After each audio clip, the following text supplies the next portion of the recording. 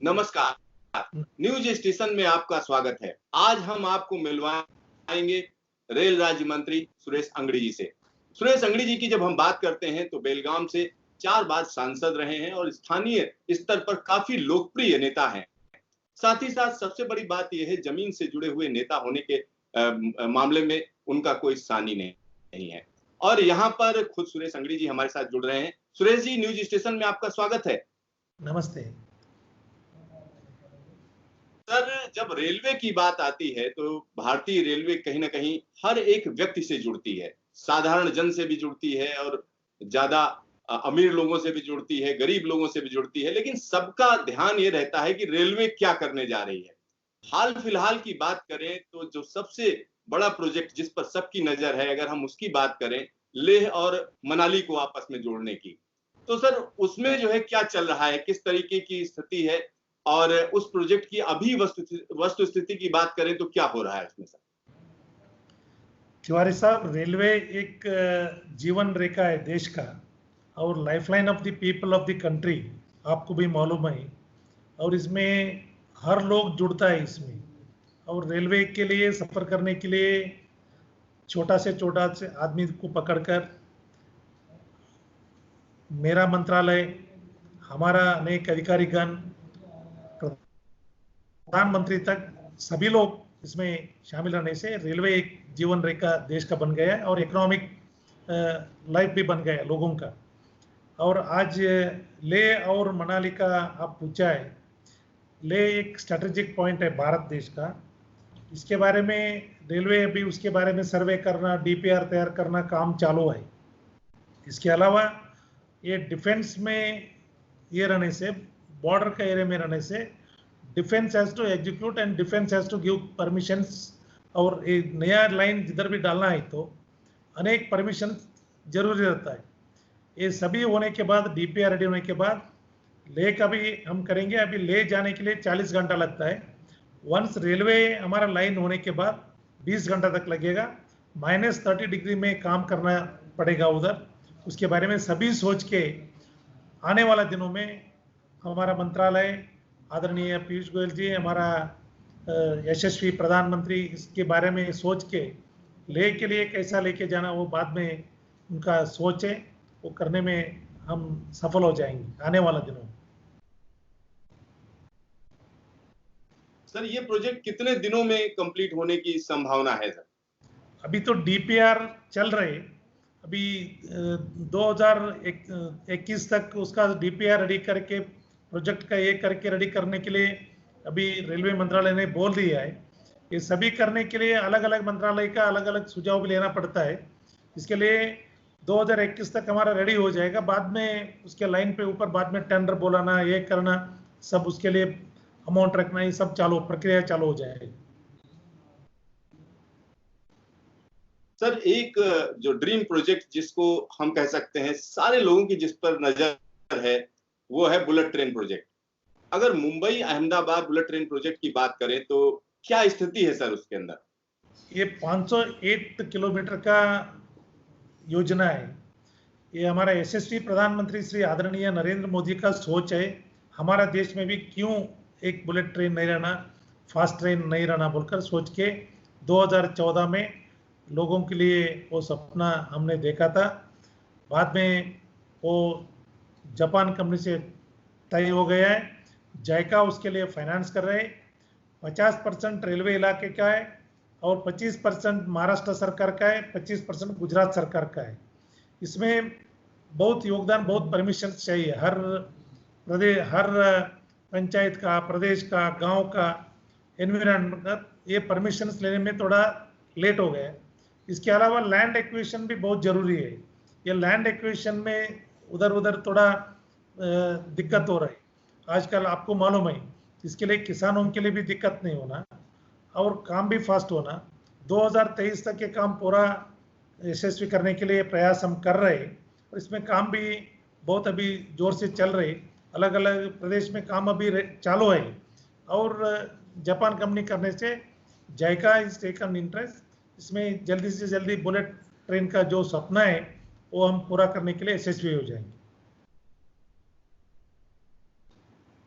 Sir, corona virus संक्रमण की जब हम बात करते हैं तो कहा जा रहा है कि देश में तमाम प्रोजेक्ट ऐसे हैं रेलवे के, चूंकि इंफ्रास्ट्रक्चर का काम है, तो खास तौर पर अगर हम बुलेट ट्रेन की बात करें या डेडिकेटेड फ्रेट कॉरिडोर की बात करें, तो उन पर असर पड़ा है। सर, किस तरीके का असर आप देखते हैं इन पर, इन दोनों प्रोजेक्ट पर? मैं बहुत खुशी से बोल सकता हूँ, एक कोरोना वायरस आने से हमको बहुत अपॉर्चुनिटी मिल गए, बहुत अवकाश हमको लाभ भी हो गए हैं। ये अवसर पर हमारा रेल अधिकारी एक दिन भी छुट्टी नहीं ली है। हमारा रेल अधिकारी गण भी 24 घंटा काम करके हमारा जो भी फूड ग्रेन्स है पूरा देश में सप्लाई करने के लिए, जो आबादी 130 करोड़ लोगों के लिए चावल रहने दो, गेहूँ रहने दो, ये सभी हमारा रेलवे अधिकारियों ने काम करके पूरा देश में सप्लाई करने का चेन बना के यशस्वी किया है। इसके अलावा किसानों के लिए फर्टिलाइजर चाहिए था, सीमेंट चाहिए था, माइन्स चाहिए था। हमारा पैसेंजर ट्रेन उतना ही बंद था, मगर बाकी काम हमारा चालू था। इसके अलावा देश में 67 लाख लोगों के लिए, श्रमिक भाइयों को उनका उनका घर तक पहुंचाने के लिए 24 घंटा काम करके हर श्रमिक को हर प्रदेश से अत्यंत सेफ्टी से सुरक्षित उनका गांव तक पहुंचाना काम हमारा रेलवे अधिकारी किया है। जो प्रधानमंत्री बोलते हैं, हमारा ये कोविड के लिए काम करने वाला लोगों के लिए जो नर्स है, आशा कार्यकर्ता है, डॉक्टर्स, इसको वॉरियर्स, हमारा रेलवे कर्मचारी भी वॉरियर्स जैसा ही काम किया है। इसके लिए रेलवे कर्मचारी को बधाई देता हूँ। और हमारा जो प्रोजेक्ट है, जो काम करने वाला नीचे स्तर पे जमीन पे, वो लोग भी 24 घंटा काम कर रहे हैं। रेलवे का जो ट्रैक लगाने का रहने दो, क्लीन करने का रहने दो, जो भी रिपेयरिंग करने का रहने दो, 167 साल में, 167 ईयर में फर्स्ट टाइम रेलवे बंद हो गया है। कभी भी रेलवे बंद नहीं था, वो भी पैसेंजर ट्रेन बंद है, बाकी रेलवे हमारा चालू है। इसके अलावा ये काम करने का प्रयास हमारा अधिकारीगण और हमारा कर्मचारी पूरा रेलवे ट्रैक का रिपेयरिंग रहने दो, नया ट्रैक लगाना रहने दो, ये सभी लोग उधर काम कर रहे। इसके लिए कॉन्ट्रैक्टर लोग भी उनके साथ जोड़ के रेलवे का जिधर जिधर हमारा पेंडिंग काम था वो पूरा काम करने में हमारा रेलवे यशस्वी हो गए। ये कोरोना के वजह से थोड़ा दिक्कत तो है, फिर भी हमारा लोग रेलवे का काम चालू रखा है। इसके लिए मैं उनको बधाई देता हूँ। उनको भी वॉरियर जैसा हम सोचना चाहिए बोलकर मैं बोल सकता हूँ। सुरेश जी, एक और सवाल पैदा होता है। अभी हाल फिलहाल में भारतीय रेलवे ने कहा कि कुछ ट्रैक्स पर, कुछ रूट्स पर प्राइवेट ट्रेनों की परमिशन की बात कही गई, आरएफक्यू जारी किया गया, और इसको लेकर तमाम तरीके के सवाल भी खड़े हो रहे हैं। और हम इसमें ये भी कह सकते हैं, यूनियंस भी कह रही हैं ट्रैक हमारा, रेल हमारी, और निजी कंपनियां चलाएंगी, निजी कंपनियां प्रॉफिट लेंगी। तो क्या कहना चाहेंगे इस पूरे मसले पर, क्या कहेंगे? आपको मैं बता सकता हूँ, आज आप और हम दोनों ये वीडियो कॉन्फ्रेंस के ऊपर बात हम कर रहे हैं। पहले हमारा देश में दूरदर्शन एक ही था। अगर आज दूरदर्शन एक ही रहता तो आपके साथ मैं बात नहीं कर सकता था। आज ये मीडिया भी प्राइवेटाइजेशन करने के बाद कितना लोगों के लिए अपॉर्चुनिटी मिल गया है, कितना लोगों के लिए बात करने के लिए मिल गया है, कितना लोगों के लिए प्रसारण करने के लिए और सत्य घटना समझाने के लिए लोगों को आपके थ्रू माध्यम से मालूम पड़ता है। देखो, आज प्राइवेटाइजेशन करने से पूरा देश में हर कोने का समाचार हमको मिल जाता है। अगर प्राइवेटाइजेशन नहीं करता तो जो सरकार बोलेगा उतना ही मालूम रहता था। आज रेलवे में प्राइवेटाइजेशन करने से हमको पैसा मिल जाएगा और उसके बाद एम्प्लॉयमेंट मिल जाएगा, नया नया ट्रेन आएगा। जो अभी एग्जिस्टिंग ट्रेन हमारा है उसमें कोई भी फर्क नहीं रहेगा, वो ट्रेन चलते रहेगा। आज उदाहरण के तौर पे आपको बताना बोला तो एयरपोर्ट्स है हमारा, एयर इंडिया भी है, उसके साथ अलग अलग विमान भी है। अगर एयर इंडिया के ऊपर ही हम रहता तो आज जो प्रधानमंत्री का स्वप्न था हवाई चप्पल पहनने वाला भी हवाई जहाज में घूमना है बोलकर, अगर वो नहीं होता था, आज हम रेलवे में भी हर लोगों के लिए सुविधा देने के लिए 150 ट्रेन हम प्राइवेटाइजेशन दे रहे और ट्रेन सर्विसेज प्राइवेटाइजेशन में दे रहे। जो पटरी हमारा रहेगा, वो स्टेशन हमारा रहेगा, इंजन हमारा रहेगा, ओनली सर्विसेज जो है लोगों के लिए सुविधा मिलने के लिए वो पूरा सरकार का रहेगा। इसमें डरने का सवाल नहीं है। इसमें प्राइवेट लोगों का पैसा आएगा, लोगों को सुविधा मिलेगा, लोगों को ज़्यादा एम्प्लॉयमेंट मिलेगा। अभी जैसा हमारा सब दूरदर्शन छोड़ के अलग अलग टीवी अलग अलग ये बनाया। आप माध्यम वालों को मालूम है, अगर आप लोगों को भी ये प्राइवेटाइज नहीं करता तो आज मैं और आप दोनों भी बात नहीं कर सकते थे। इसके लिए लोग इसके बारे में समझाना, आने वाले दिनों में दुनिया के साथ हम फाइट करना है। और 5 लाख ट्रिलियन का योजना हमारा प्रधानमंत्री का है, इकोनॉमी बढ़ाना। वो इकोनॉमी बढ़ाना बोल दिया तो railway is the life line of the people. ये रेलवे ठीक से हमारा हो गया तो माल सस्ता में मिलेगा, लोग जल्दी जाएगा, लोग काम में लगेगा, इसके लिए देश का इकोनॉमी भी बढ़ जाएगा।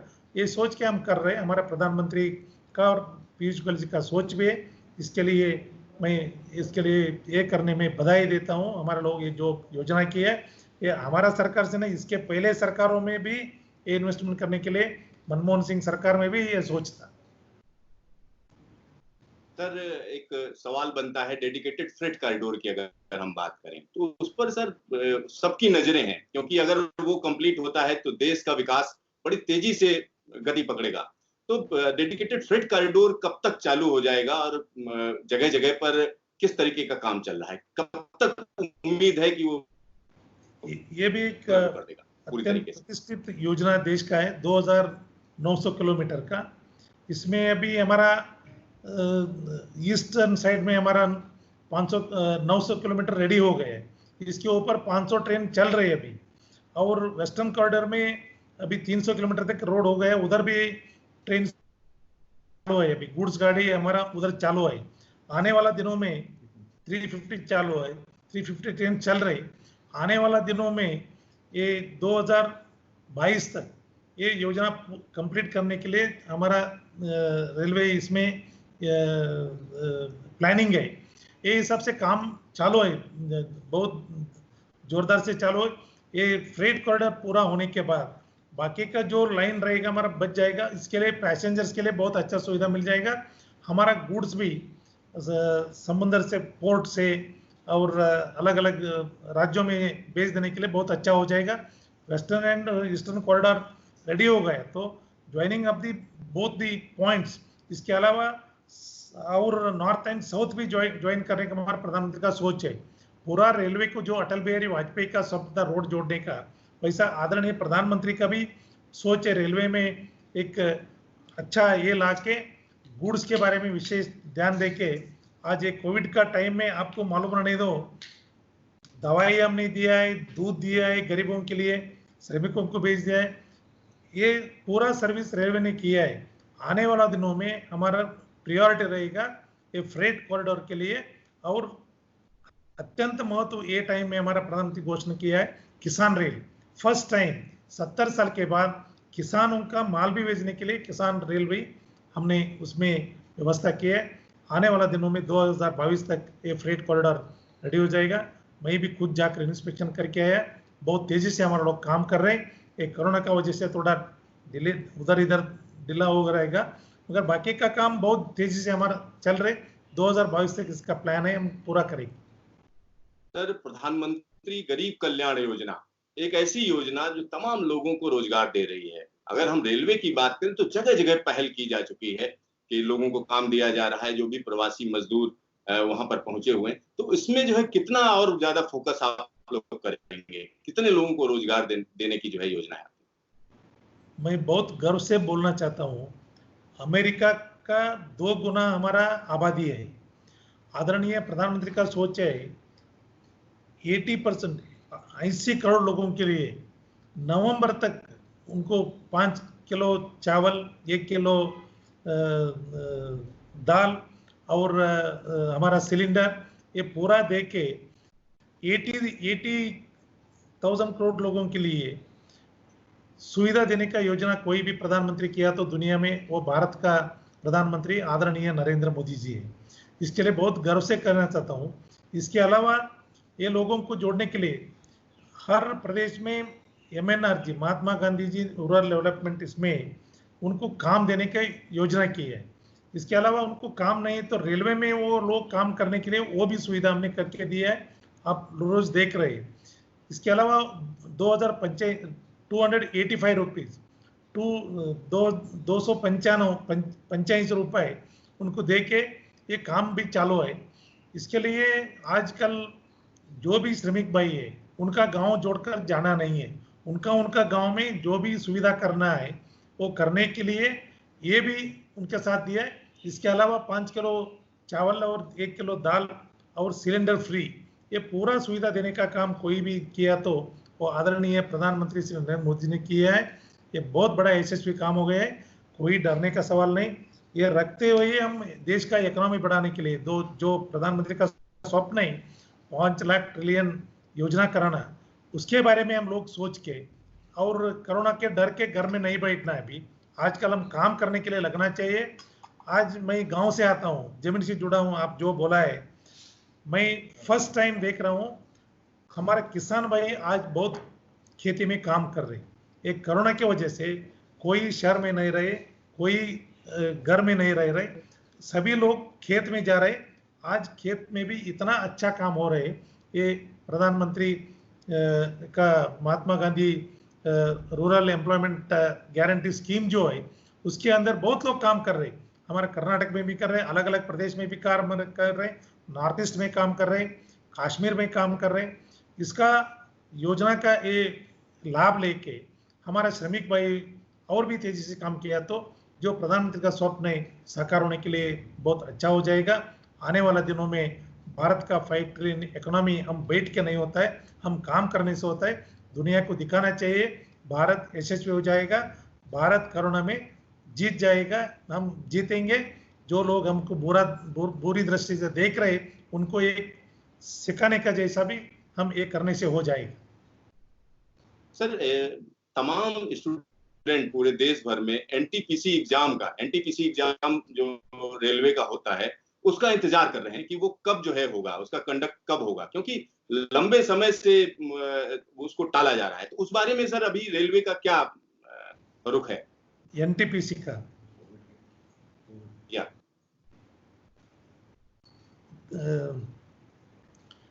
कोविड के बारे में जो औषधि तैयार हमारा IMER है, इंडियन मेडिकल रिसर्च सेंटर, वो तय कर रहे। अलग अलग प्रदेशों में उसके लिए दवा हम ढूंढ रहे। वो सब पूरा तैयार होने के बाद हमारा पास भगवान ने वो शक्ति भी दिया है। हम गांव से जुड़े लोग भारत में उसमें यशस्वी है। बाकी देशों में देखने के बाद आज जो हमारा आयुष्मान भारत में काढ़ा ये करना, हमारा अलग अलग आहार पद्धति से कंट्रोल में है। इसके अलावा पूरा देश में भी इसमें हम यशस्वी हो गए हैं। आने वाला दिनों में जल्दी से जल्दी इसके लिए ढूंढने के लिए हमारा आयुष मंत्रालय प्रयास कर रही है इसके बारे में। सर, अगर हम रेलवे की बात करें तो सर रेलवे एक और बड़ा काम कर रही है। कश्मीर को सीधा सीधा हम कह सकते हैं कि कटरा से जोड़ने की बात चल रही है, उस पर काम चल रहा है, कटरा बनिहाल। तो उस रूट पर अभी तक अगर चेनाब ब्रिज की बात करें या सारी चीजें, तो वो कहाँ कब तक कनेक्ट कर देंगे कश्मीर को सीधे सीधे कन्याकुमारी? ये तो मैं बहुत गर्व से कहना चाहता हूँ, दुनिया से सबसे ऊंचा ब्रिज किधर भी आई तो भारत में रहेगा, वो भी कश्मीर में रहेगा। ये बारामूला से एंड तक जोड़ने के लिए काम हमारा सभी अधिकारीगण काम कर रहे। बहुत तेजी से कोंकण हमारा कॉरपोरेशन है वो लोग काम कर रहे। 28,000 करोड़ इसके ऊपर हमारा खर्चा हो रहा है। अभी बहुत तेजी से काम चल रहे हैं, अभी काम बंद तो नहीं रखा है हमने कभी भी। ये जोड़ने से कन्याकुमारी टू कश्मीर तक एंड तक हमारा पाकिस्तान बॉर्डर तक हमारा ट्रेन जा सकता है। ये काम अभी चल रही 2000 और उसमें 12 किलोमीटर का टनल भी है और 38 टनल्स अलग अलग टनल्स है। और ये टेरेन के अंदर काम करना बोला तो आपको मालूम है कश्मीर में कैसा काम करना पड़ता है, कितना दिक्कत रहता है। इसके अलावा विथ ऑल दिस डिफिकल्टीज हमारे लोग काम कर रहे हैं। मैं उन काम करने वालों के लिए बहुत बहुत बधाई देता हूं कि वो इतना कठिन परिस्थिति में भी काम वो चलते रहा है। और जल्दी से जल्दी 2022 तक वो भी प्रोजेक्ट हमारा पूरा करने का प्रयास है। सभी ठीक से हमारा काम चल गया, ठीक से प्रॉब्लम नहीं रहा तो वो भी 22 तक हमारा पूरा करने का हमारा प्रधानमंत्री का एक योजना है। जब देश को स्वातंत्र के 75 ईयर्स होता है, महात्मा गांधी का जन्म होकर 150 साल होता है, ये अवसर पर पूरा देश में रेलवे का ये योजना पूर्ण करने का भी एक हमारा योजना है। ये जल्दी से जल्दी वो भी 22 तक हम करेंगे। सुरेश जी, एक आखिरी सवाल है, क्योंकि अब सब लोग इंतजार कर रहे हैं कि रेलवे ट्रैक पर पूरी तरीके से कब उतरेगी? और ये ऐसा सवाल है जिसका हर एक व्यक्ति को इंतजार है। तो सर क्या उसका जवाब देंगे? बहुत लोग प्रयास कर रहे हैं रेलवे में नौकरी पकड़ना, रेलवे का एग्जाम कब हो जाएगा। आप जो पूछ रहे हो मैं समझ लिया। इसके लिए एक कोविड का ये रहने से बहुत ऑफिस हम भी चला रहे, वीडियो कॉन्फ्रेंस के ऊपर चला रहे। इसके अलावा हम बहुत लोगों के लिए काम दे रहे हैं। हर प्रदेश में जो जो उनका इसके ऊपर जो एसएसएलसी फेल हो गया, गांव में रहने वाला, ये Mahatma Gandhi employment guarantee scheme में उनका उनका गांव में काम दे रहे। वो गांव में काम न रहे तो रेलवे में काम देने का हम अवसर दिया है। इसके अलावा जो रेलवे का एग्जाम से ये कोविड का खत्म होने के बाद हमारा रेलवे अधिकारीगण, रेलवे बोर्ड थोड़ा डिस्कशन करके जिधर जिधर जरूरी है, जिधर अर्जेंट है, उसके बारे में सोच के वो रेलवे बोर्ड तय करेगा। बाद में will call for the RRB का एग्जामिनेशन के लिए। सुरेश जी, रेलवे की तमाम योजनाओं के बारे में बताने के लिए धन्यवाद। आपने हमारे लिए वक्त निकाला, उसके लिए भी धन्यवाद। और तो यहाँ पर निश्चित तौर पर देखा जा सकता है, अगर हम भारतीय रेलवे की बात करते हैं तो तमाम तरीके के काम चल रहे हैं। और खास तौर पर जब रेलवे की बात आती है तो चाहे वो श्रमिक एक्सप्रेस हो, या हम कह सकते हैं तमाम लोगों को रोजगार देने की बात हो, या घर पहुंचाने की बात हो, या इसके अलावा भी हम बहुत सी चीजें देखते हैं जिसमें रेलवे के ऊपर ही लोग डिपेंड हैं, उनकी रोजी रोटी वहां से चलती है। तो हर एक व्यक्ति की नजर रेलवे पे रहती है। तो इन सब चीजों के बारे में सुरेश अंगड़ी साहब ने तमाम चीजें सामने रखी, तमाम गवर्नमेंट का विजन रखा। कहीं ना कहीं आने वाले समय में आपको एकदम नई रेलवे दिखेगी, इसका भरोसा। देखते रहिए न्यूज स्टेशन। फिर हम दोबारा मिलेंगे एक नए चेहरे के साथ।